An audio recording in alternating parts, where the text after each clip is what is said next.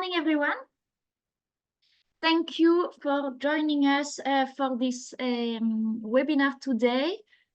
We are going to talk about a very important topic as we decided this year to really focus on the fundamental decision that we can take in winemaking.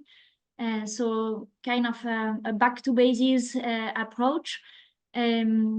Because these fundamental decisions are actually essential, and they are the main point in winemaking that can really impact the quality and also just the overall process of your winemaking.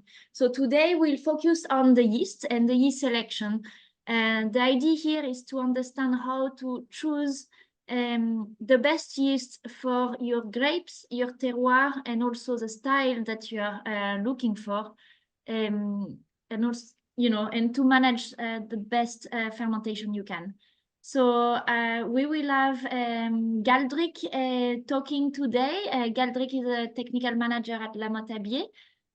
Thank you, Galdric, for being with us today, and I will let you start the presentation. So thank you, Eglantine. Thank you everyone for attending this webinar. Thank you again, Eglantine and Bouchard-Valin for hosting this webinar and this collaboration. So as Eglantine explained, today we are going to speak about the yeast, but not the yeast itself, not the yeast as a commercial product, but more the yeast included into a winemaking process. Why do I use a yeast, and what is the deepness of the yeast that we want to use regarding of the winemaking process, the profile I want to reach, etc., etc. So we'll start from the selection of the yeast, and we'll go through different examples of how we select it, why we select it, what kind of trait of character we are looking for, and then the difference we make between the yeast that we call specific yeast, for example, a yeast that is going to produce a lot of thiols, or application yeast, for example, Excellence Rosé, that we will introduce in this presentation, which is specifically dedicated to specific application in the winemaking process. So back to the basics. When we start with yeast, we have to keep in mind that they always come from the vineyard. There are different approaches of how we select a yeast, but basically there are two distinct ways that you will hear very much often on the market. The first one will be the massal selection, and the second one will be the breeding selection. And these two are pretty different because the massal selection will base itself on a natural microorganisms identification. So basically, we will pick up the yeast in the vineyard. We will have a look at what we have hunted or harvested, depending on how we speak, and we will isolate the species that are interested for us regarding of the fermentation kinetics, the aromatics they produce, the VA, for example, etc. So all of these go through a lab selection. So we do micro vinification with every single strain we have found in the vineyard, in the grapes, and we have a look at the result. And if we are happy with some of the strains, we'll go a bit bigger with trials in a winery scale to have a look at, enologically speaking, and in enological conditions, how the yeasts are going to behave. And then if we're happy with it, we go for industrial production, and it will be a release on the market. So basically, the massal selection, there are yeast that you can find on the market, easily selectable, because we spend between 2 and 4 years for massal selection. When it comes for breeding, it's a bit more complicated because we include the molecular biology in the approach. So we are still starting with yeast we have harvested in the vineyard. So we create collections of strains, and we know exactly these strains through what we call a phenotypic knowledge. So we know exactly that strain A will be a good fermenter, strain B will be a good thiol producers, and this knowledge will help us to select the yeast we want to cross through a natural capacity that the yeast have, which is the sexual multiplication. They can either bud to produce another yeast which is exactly the same as the mother strain, or they can, under certain conditions, they can have sexual multiplication, so it's breeding between two strains. And this way of multiplication involves an exchange of genetic matter. So we end up with strains with a bit of the father and a bit of the mother, exactly like us when we have kids. And this helps us to select the most efficient strain by trying to get one gene from another strain using this sexual multiplication. And in both cases, it's important to remember that this select strain, we keep in mind all the way through the selection process that it is for oenological use. So we always make sure these yeasts are suitable for oenological use, for fermentation of the must, and they are as well producible industrially because of the medium we use to grow them in multiplication. To illustrate a little bit more the breeding technique, this is very much the technique we use to improve the potential. If we do massal, for example, we'll be happy with the yeast, but we'll stick with that yeast. We don't include modification in that yeast, so we stay with the initial strain that we found in the vineyard. When it comes to the breeding, for example, we have a strain A and a strain B. Let's say we are very happy with the strain A, but I want it to have a bit more of thiols. And I know spore strain B is very good at producing thiols. So I will push them one to each other and they will fall in love, they will have babies. And these babies are called the F1, which is the first generation of individuals. And within these F1 individuals, I will have individuals that will be more likely than strain A, other will be more looking like the strain B. And some of them will be very close to strain A with a bit of strain B and specific genes that we are interested in. So I will use these F1 individuals, which are good, to mate again with the strain A, and I will have another individual called BC1. At this point is about 75% identical as the strain A. And if I keep on doing this, I will end up likely, so after several generations, sometimes it's 2 or 3, but sometimes it can go up to 20 or 50 different generations. We end up with a strain, which is called BC2, which is almost like the strain A. So we are still very happy with the fermentation capacities of the strain A, very good fermenter, but with a few genetic parts, a few genetic potential that we got from the spore B because of the cross and the back cross we've been doing. So this 7% of genetic that we are missing in the BC2 come from the spore B and likely correspond to the capacity of releasing thiols into fermentation. So this BC2 yeast is a good fermenter plus a good thiol producers. And all these strains, this breeding technique, basically we use it to improve the potential of the initial strain that we are happy with. And most of the time we include this yeast in our range at La Motabier, which is called excellence yeast. And that's what makes the difference with the LA range, which are more mass cell selection, when excellence is most of them breeding. I say most of them because there will be one example at the end of the presentation, which is not a breeding, but it was that good that we included into the excellence range. So basically, these are two ways to start the selection with the yeast coming from the vineyard once again. When it comes to the excellence range, as I said, we look for oenological conditions, so they are obtained by breeding. They most of the time present a higher potential than Massan strains. We make sure the fermentation is good in terms of kinetics. So basically, they are more likely dedicated to the fermentation of high and regular range wines. And most of the time, we say they have a strong aromatic impact because they are like a prism of the terroir. So if you are fermenting, let's say a Sauvignon Blanc with a breeded yeast like FTH, you will increase this thiol potential and this aromatic expression of the initial grape. So basically, we focus on different QTL, which is called quantitative trait loci, and we focus on this one because they know they are important and then they are significantly different when they are present in the yeast in terms of final result of wine. So for example, just to name a few of them, the first one is SSO1R positive, which gives a better resistance to the yeast in terms of SO2 because it has different proteins in the membrane and the yeast is very capable of excreting very quickly the SO2, which is going to reduce the lag phase and improve the fermentability and the initial of the alcoholic fermentation. So basically, the lag phase will be shorter, and the fermentation kinetic is going to start much quicker than another strain, which is SSUL1R negative, for example. Second one will be POF. Maybe the one you hear the most on the market is the POF plus or POF minus. This corresponds to the absence of presence of cinnamyl esterase activity, which is an enzymatic activity, which is natural in the yeast, which is going to transform phenol acids into vinyl phenols. And these vinyl phenols are easy precursors of ethyl phenol.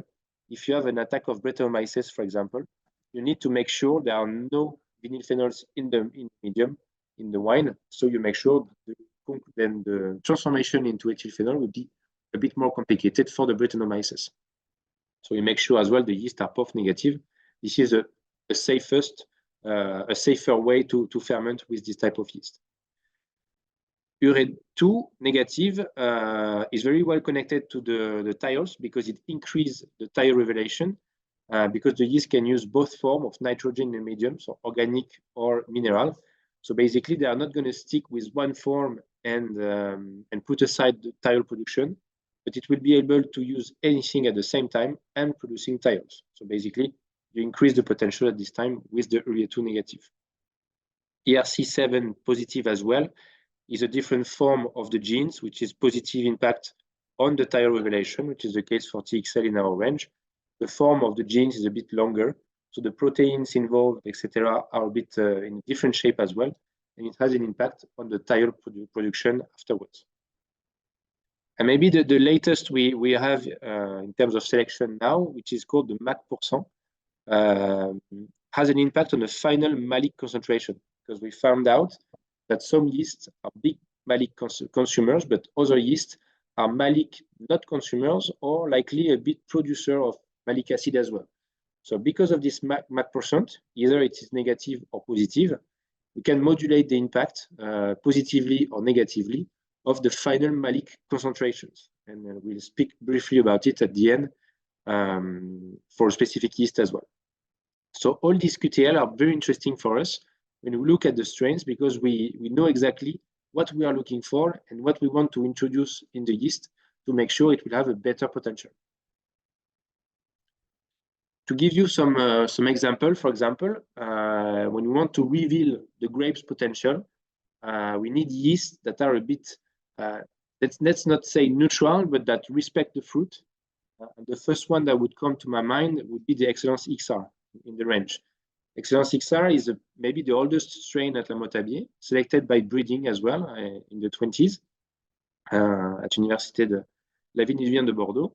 And the XR is very powerful in terms of structure and volume. And we found out as well, it has a very strong impact into color stabilization, as you can see on the screen. This is a trial between a control yeast and Excellence XR.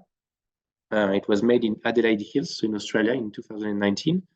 And you can see the difference in terms of color between the control and Excellence XR, where the color intensity is about 10 for the control when it comes to 20 for the Excellence XR. So because of this yeast, which has a very specific potential of releasing polysaccharides very quickly in the medium during alcoholic fermentation, these polysaccharides, they are very suitable to bond with tannins and anthocyanins.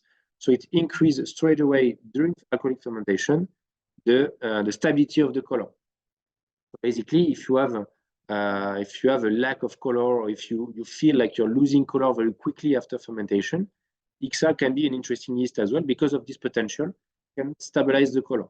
And in terms of profile, very much respect the fruit, very versatile yeast because you can use on very different grape, Cabernet Sauvignon, Shiraz, Grenache, Mourvèdre, etc., Zinfandel as well. And it is very adapted to high potential alcohol and as well can improve the aromatic potential by working on different type of notes. So the ripe fruit, the spices, fresh fruits, brings volume as well because once again of these polysaccharides. So very complete yeast and interesting to respect the fruit. When you have as well maybe problems or need to carry out very quickly the malolactic fermentation or to secure the start of the malolactic fermentation, or the co-inoculation. XR can be very interesting as well because of the low production of inhibitor fatty acids, and these compounds are negative for the malic malolactic fermentation. So XR is very interesting and it has been selected in this way to improve the red color and the mouthfeel in the wines. When it comes, for example, for the DS is very interesting when you want to bring freshness in the profile, because this capacity in terms of aromatic is not driven into ripe fruit and spices like the XR is, but more dedicated to fresh fruits. So basically, if you have a good quality grapes and you are happy with the quality, but you want to bring a bit of freshness, a bit of tension or minerality, depending of how you say, DS is very interesting because it brings very freshy profile, fresh fruit aroma. Can be very interesting in terms of winemaking because you can use it on traditional vinification, usable on thermo vinification as well if it's a process you are into. And as the other, because this is something we make sure in terms of selection, it is adapted to the high alcoholic beverage. Of course, low volatile production, and very interesting in terms of color stability as well. Because you can see on the graph on the left, you have an increase in terms of color intensity, and you have an increase as well in the total polyphenols, which is logical because if you stabilize color, you stabilize tannin and you stabilize anthocyanins. So you increase the total polyphenols in the medium. And once again, the difference is very well done with the Excellence XR because you have a comparison on the right between the DS and the XR, where you see that DS is more oriented towards fresh fruit, more vivacity in mouth, a little bit less of volume, a little bit less of structure as well, when XR is going to push the profile towards complexity, a bit more of structure, more ripe fruit as well. So basically, DS, when you have a good quality grapes, it's very interesting to improve the fruit, to bring, let's say, a cherry on the cake on the good quality grapes. When XR, it's very interesting as well because it always gives a good profile, and it's a good way if you have a harvest that is that you're not very happy with, or you have a bit late of ripeness. XR will bring volume, bring complexity, and maybe try to reverse a little bit this lake of ripeness and increase the maturity of the fruit. So basically, it's a good yeast to correct a bad quality or to improve as well a good quality to increase this complexity and these ripe fruit notes if it's a profile you want to bring on the market. So two options, and that will be exactly the same way in terms of aromatic yeast for white and rosé. I just made an emphasis on these ones, which is FTH and TXL, because they are both selected for tire revelation, but tire revelation, which means everything and means nothing at the same time. For example, if you take FTH, very quickly here, volatile tires, citrus notes, aromatic profile, which is fresh. Basically, all the tires will be basically connected to this type of profile. But within the tire production, you can make differences between citrus, between tropical, between box tree, etc., etc. And basically, FTH will bring a lot of freshness in the wine, a lot of citrus notes. There is a release of BMT as well, which is called benzene methantiol, responsible for gunpowder's aromas. When TXL is more connected, still in the tire world, tire profile, but more connected to tropical notes, bring maybe a bit more volume, a bit more complexity. Perception of intensity of aromatic will be maybe lower in the case of TXL, but complexity of the aromatic palette will be a bit better. To illustrate it very quickly, two tire yeast, but you can see that the analysis is completely different. If we look on the graph on the left, for example, this is a trial we've made in Italy in 2019 as well on a Cortese grape, which is a tyolic grapes from Italy. This is the analysis tire per tire, so 4 mmP, 3 mH, 8.3 mH, BMT, and the total concentration. You can see that here, the two profiles are different, and the presence of BMT in the FTH really makes a difference in the tasting and analysis as well.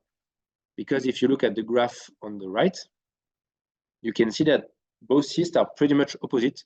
When you have tropical tires with TXL, you have a bit less in the FTH. When it's more varietal thiols, so vegetal thiols or citrus, you have a lot more for FTH, but a lot less for TXL.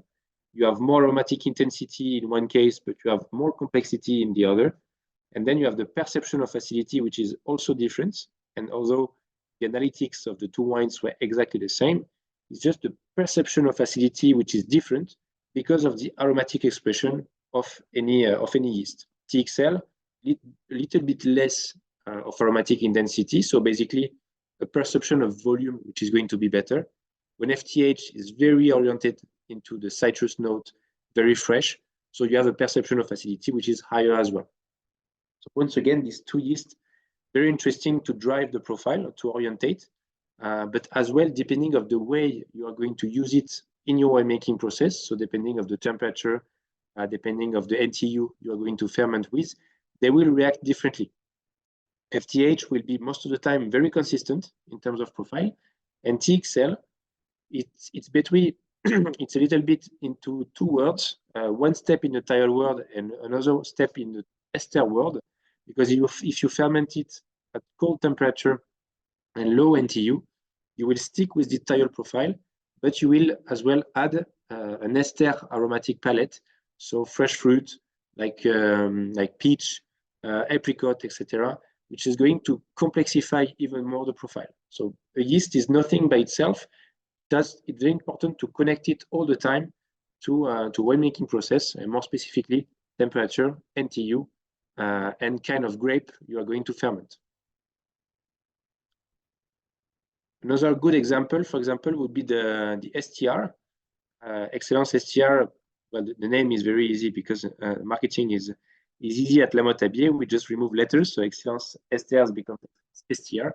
And STR basically very dedicated to the revelation of fermentary esters, and most likely stone fruits, tropical notes, etc. We bet on the aromatic complexity, but what is interesting as well is that when we ferment and looking for esters, so we're looking for fresh fruit, white fruit, yellow fruit, a lot of intensity, we have to ferment cold temperature, low NTU. And there are some yeasts, when you put them into these conditions, what they do is that they increase the production of isoamyl acetate. And isoamyl acetate is well connected to the banana aromas, and it's not very suitable or desired by everyone. So the STR here, which is interesting, is that when we put it on cold temperature and we increase the conditions, the difficulty of the fermentation conditions, we increase the total esters, so from 10,000 here to 40,000, for example, by 30%. But we don't increase the proportion of acetate disoamyl in the profile. So you can see, of course, the concentration increase, but in terms of ratio of total esters of acetate disoamyl on total esters, you can see that the banana is not overwhelming the profile. So basically, you can increase the fruit without changing completely the shape and going towards too much banana and a wine finally which doesn't not very correspond to what you had in mind at the beginning, which is more fruit and something more complex. So once again, the winemaking process is very important to impact the fruit expression, and STR is maybe a safe way to increase the fruit without going straight to the point on isoamyl acetate, which is not very liked by everyone in the market. As I said at the beginning, you have specific yeast. So specific yeast where you want to have a specific application, etc. But you have application yeast. Application yeast, we've been speaking about it before. It is XR, DS, FTH producing thiols, TXL producing volume and complexity, etc. But when it comes to specific yeast, it is more a yeast for a specific grape or a yeast for a specific application. And this is another angle of thinking about the yeast, because you have the winemaking process, but you have the initial material that you use, which is the grape itself and the variety of grape itself, which is going to be interesting to connect with the yeast choice. And one of the good example is the yeast for Chardonnay, which is the CHD in our range. And it was a desire for us to develop a Chardonnay yeast, because Chardonnay by itself, we always say it is a chameleon-like grape and very ubiquitous, which means anywhere in the world we can find Chardonnay with as much as the places and number of places we find, as much as different profile that we can experience. It is the second white grape most planted in the world, and it produces quality wines basically worldwide, France, Italy, Spain, America, etc., etc. It has an expression which is very wild, depends very much on the terroir, and this unique expression is very well impacted by the terroir, but both for this and the winemaking methods as well. And then, depending of how you use the Chardonnay, how you ferment it, you will offer a large possibility of profiles, and that's where you have the diversity of Chardonnays on the market, which is so much important. And almost everyone in the market likes Chardonnay, but most of them, they like a specific type of Chardonnay, which can be very different depending of the consumer you are talking to. So this is a very application yeast because we are straight concentrated on the Chardonnay. And this selection project was a Massal. I was speaking about it at the beginning of the presentation as an exception, and this is the case for CHD. It was a 5 years project. We started a little bit before 2019, but the real start of the project was 2019 with a collection building. So basically, this is a good example of what is a Massal selection. The initial Massal selection was 590 different strains got from Chardonnay in Burgundy. And then it took 1 year for us to do a genetic screening of these strains. And by genetic screening, it's all about to remove the similar strain or the strain which are, let's say, a sheep with 3 legs. And we can genetically see it, so we remove it straight away. And then it took another year from 2019 to 2020 to characterize the collection with the different genes we've been looking at, both the possibility of producing it industrially, micro fermentation as well, to have a look at the volatile acidity, for example. And we ended up in June 2020 with 2 strains that we were happy with for final validation. And this final validation took about 2 years. And it was only the criteria of selection was only about organoleptic. So fermentatively speaking, everything was okay. The wines were dry. No VA, etc., etc. But it was all about tasting. So we tasted and tasted and tasted all the wines all the time until we came up with Excellence CHD, because to us it was the most suitable yeast for the Chardonnay fermentation, the most interesting to bring a profile of Chardonnay that was good on the market and that was interesting for the winemakers. So to present it a bit better, so CHD, once again, marketing very easy in La Motabier, so CHD, for the revelation of Chardonnay varietal aromas. The focus was made on the aromatic intensity and complexity, and basically it produces very balanced wine, let's say in a good equilibrium in between volume and tension. So basically what you expect from a Chardonnay, something floral, something fruity, a lot of volume and tension as well, which comes with minerality. So this impression of acidity from the beginning to the end of the tasting. To give you a result of trials, this is a trial we've made in Beaune, in Burgundy, in 2020, and there was 3 barrels, so 3 different yeast, and we followed the fermentation kinetics, the analytics after alcoholic fermentation, aromatic screening, and blind tasting as well to select the best out of the 3. And it was very interesting because even if the CHD was a bit better for us, it is interesting to say that at this tasting is the first time everything was very, very excellent. And we almost thought to keep the bottle and bring them back home to drink it because everything was very good. But at the end, that was the CHD that came out as the most intense in terms of aromatic, the more mineral as well on the minerality side, dominated by stone fruits and the cleanness of the aroma, which is also very interesting and important. The length, which is logical when you have minerality, you have length as well. Perception of freshness and tension. and a bit more of complexity. So basically, Science CHD here carried out a very, very good profile, a good fermentation, and we're very happy with it, even after 8 months of aging. So basically very suitable for long aging, for aging on wood, in barrels, etc., etc. And although the analytics after 8 months between the 3 yeasts were not very different, alcohol was pretty much the same, all of the modality were dries, total acidity was pretty much the same, pH as well, just a little bit more of volatile acidity for yeast A, but it's not very significant. All the malolactic were carried out very easily. So basically, very good yeast suitable for Chardonnay. Where it is very interesting, and that the first question most of the winemakers ask when we present a specific yeast for Chardonnay is, can we use it on something else? So the answer is, of course, is yes, you can ferment almost anything with a yeast. The most important thing is to know why you are going to use this yeast specifically to ferment another grape than the one it was designed for. So CHD, for example, is highly versatile. We've tried it in different grapes.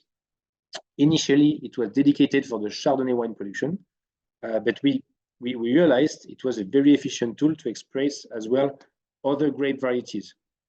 So for example, on Marsanne and Roussanne, very interesting to use that CHD because of the volume that it brings. So first you improve the floral notes, which are most of the time connected to Marsanne and Roussanne.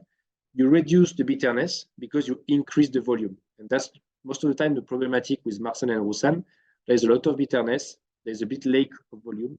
And the CHD is very interesting to reverse this trend and to give more belly to these varieties. Another example would be to use on Viognier to improve the terpenic side, the yellow fruit notes, and the freshness as well. It will improve the volume and the acid balance, which is also interesting in Viognier, most of the time, which is a bit more heavy. So if you get some freshness back on the Viognier, of course, it's always interesting. The last example would be the Sauvignon Blanc. This is something it's very much used in Bordeaux as well, because when you have a Sauvignon Blanc that has a lack of maturity and of ripeness, you often have these vegetal notes and you have a lack of fruity notes. The thiol is a bit too strong. So most of the winemakers, they use CHD to reduce the vegetal notes, to balance a little bit the profile from very fresh thiol to something more fruity with yellow fruits, a bit more volume, etc. And this is exactly the same way of thinking that using the XR on the pre-harvest is about to give maturity on something that lacks maturity. So this is a good trick to keep in mind, that you can switch yeast depending of the problematic that you are having with the grape, or the point you want to correct, such as bitterness, a lack of volume, etc., etc.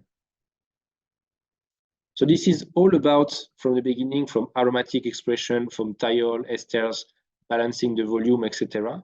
But another approach to the yeast is also the market itself and what is the consumer is going to want today. So today the consumer is changing. People are more and more knowledgeable about wines. They're looking for wines with great drinkability, something fruity, something clear. So if they have, let's say, verveine, bergamot, very like tricky aromas, it's not very easy for the final consumer. When it's all about tropicals or fresh fruit notes, the consumer most of the time, they will identify itself very quickly to the wine, and it will feel familiar to the wine. So basically the approach and the relationship they will create with the bottle is going to be quicker and stronger because of this aromatic intensity, this freshness, and this drinkability that the wine is going to present. As well, and you are, I think, more aware than I am about the social and regulatory expectations. We need to increase the quality. We need to reduce the additives, both on the vine and the wine. We are all looking for alternatives to animal-based products, pea protein, etc. But gelatin as well is on the spot and a big subject on the table. And the reduction of SO2 is also a big subject. And the use of SO2, as much as possible, we want to reduce it to stick with the legal demands to stay organic, to stay Demeter, etc., etc. And there is a changing market. The consumer today is very eager to know more about the products, so they will dig into the label, for example, that is going to be for real at the end of this year. And there is trends on the market, the trend of the free, like allergen-free, gluten-free, etc., as well as wines now that are appearing sulfite-free or SO2-free. So this knowledge of the market and this market analysis gave us the desire to develop a yeast as a tool as well to reduce the SO2 addition, because we know they can react negatively to the presence of SO2, but they can also react positively to the presence of SO2 in terms of analytics. So basically, the SO2 management is very important when you ferment because there is first the pH and the temperature that impact the SO2 uptake from the yeast. And the yeast is going to react differently. There are 4 different ways for the yeast to react with SO2. The first one will be the reduction of SO2 and production of H2S, which is completely negative because it produces sulfur compounds that are negative for aromatic. They are aromatic masks, and they can also, if they are present in too big quantity, they can create defaults for the profile. Other way would be to react of the presence of SO2 by producing ethanol and other acetaldehydes, which are combining compounds which are going to bond with this SO2 and inactivate it.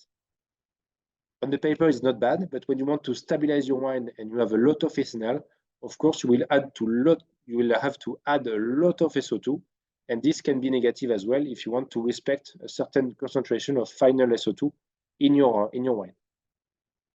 But we know as well, in terms of metabolism, there are 2 positive ways for the yeast to ferment and to use this SO2. And the first one, and pretty much the best we can find, is the oxidation of SO2. So the yeast will be able to take this SO2 molecule and to reduce it in the cytoplasm and to transform it into different amino acids. This decreasing the amount of total SO2 that you have in the wine. And the last one would be the expulsion of SO2 thanks to the membrane proteins. So this is positive because the yeast is going to start quicker the fermentation, but it has no impact on the total SO2 concentration. So we developed a yeast called Excellence Rosé, and it took about 3 or 4 years as well, using breeding to develop it. And the big focus on this yeast was to reduce the concentration of SO2 after fermentation, and specifically for rosé wine. But of course, you can use it on white wine if you are curious and you wish to. Here is the result of 5 trials we've made on Glera in Italy, so in the area of Prosecco. And we just did 5 tanks of control, 5 tanks of Excellence Rosé, and then we did an average of the tanks. And basically, what we look is first on the part of the acetaldehydes, we went from 42 average for the control to 28 milligram per liter. So basically, there is about 33% difference between the two. And in terms of total SO2, after fermentation, we went from 40 to 22, which is about 30% less as well for the Excellence Rosé. So Excellence Rosé is very interesting because it lowers the concentration of total SO2 at the end of the alcoholic fermentation, but it lowers as well the concentration of acetaldehydes. So basically, at the end of the alcoholic fermentation, if you have lower concentration of ethanol, you will have a lower combination rate for Excellence Rosé. So you will add less SO2 to stabilize your wine. So this is the case here with the graphic of TL35, which is a very simple analysis that you can make as well in a winery, is to compute how much SO2 I need to add to my wine to reach 35 free SO2 in my wine. And basically, in the case of the control, I will need to add 93 milligram per liter of SO2 to stabilize my wine at 35. When it comes to the control, I will add 123 milligram per liter. So basically, that's a 30% difference of SO2 I will not add if I use Excellence Rosé or if I use the control. And this is very interesting because it makes the wine easier to stabilize because of this lower ethanol and this lower production of SO2. And we can almost speak about SO2 consumption when it comes to Excellence Rosé. Excellence Rosé by itself, of course, produces less SO2, less ethanol, but as well is subject to the fermentation and the winemaking method, which are going to impact strongly the organoleptic, the fermentation, and the analytical characteristics. So we made a big trial with Centre du Rosé in 2023, based on the understanding of Excellence Rosé and the understanding of the process as well, which is the most interesting to work with. So what we did, that we compared on the same must 4 different modalities. First one will be Excellence Rosé versus Excellence STR, and these two were fermented under an ester process. So basically, we did a static cold settling with pea protein finding agent. We did an alcoholic fermentation at 57 Fahrenheit. Turbidity was pretty low, 80 NTU, and all the tanks were temperature controlled. On the other hand, with the same must, we did a comparison between Excellence Rosé and Excellence TXL with a cold soaking 8 days at 4 degrees and alcoholic fermentation conducted a bit higher in terms of temperature, 65 Fahrenheit, and turbidity was higher as well with 200 NTU. And then we had a look at what was the concentration of esters, what was the impact on acidity, etc., etc. So what we realized is the first in the theme on the subject of the esters. You can see here the difference between Excellence Rosé and Excellence TXL on the tire process. You can see that, esterly speaking, there is no big difference between these two. When it comes to the ester file, so lower fermentation temperature and lower NTU, we increase the ester production of Excellence Rosé faced to this modality, which was in tire process. So ester process increased tire total concentration, but we are still a bit lower than the Excellence STR. So here we have more fruit from Excellence Rosé in terms of ester on the ester profile than on the tire profile. And then when it comes to the tire process, we fermented a bit higher in temperature, higher in terms of turbidity as well, where we increase from Excellence Rosé ester here, we increased the concentration of total tires for Excellence Rosé with the tire process. So basically it's a balance because the two profiles were very interesting at the tasting. Excellence Rosé tires were very fresh, very intense in terms of aromatic, very complex. But when it comes to the Excellence Rosé, the ester profile, of course, we had less tires, but the aromatic palette was very interesting with a lot of fruit, a lot of red fruits, a lot of volume in mouth, a little bit less of freshness as well, which was interesting to have a look at. So basically, the winemaking process can completely change the profile. This is why I really encourage you to try to change temperature during fermentation, etc., with single strain, just to understand how it reacts. Some strains are made to work on both worlds. Other strains are only made to work at a specific temperature and a specific NTU. Excellence Rosé offers this variability and this versatility of a consistent production of fruit, but a modulation of the fruit and the profile depending on how you use it. That's why we really say the yeast is a prism of the terroir, but also of the winemaking process. The higher you ferment, the higher you will bring the profile towards a certain specific profile like tires or freshness. As a conclusion, and this will be the last, the last before the last slide of the presentation, we really need to see the yeast as an essential tool. It's not because the yeast is thiolic that it will stick with always the same profile. It will depend on the grape. It will depend on the process I implement in my winery to ferment it. But we did this very interesting trial last year with different yeast. So it was the same must.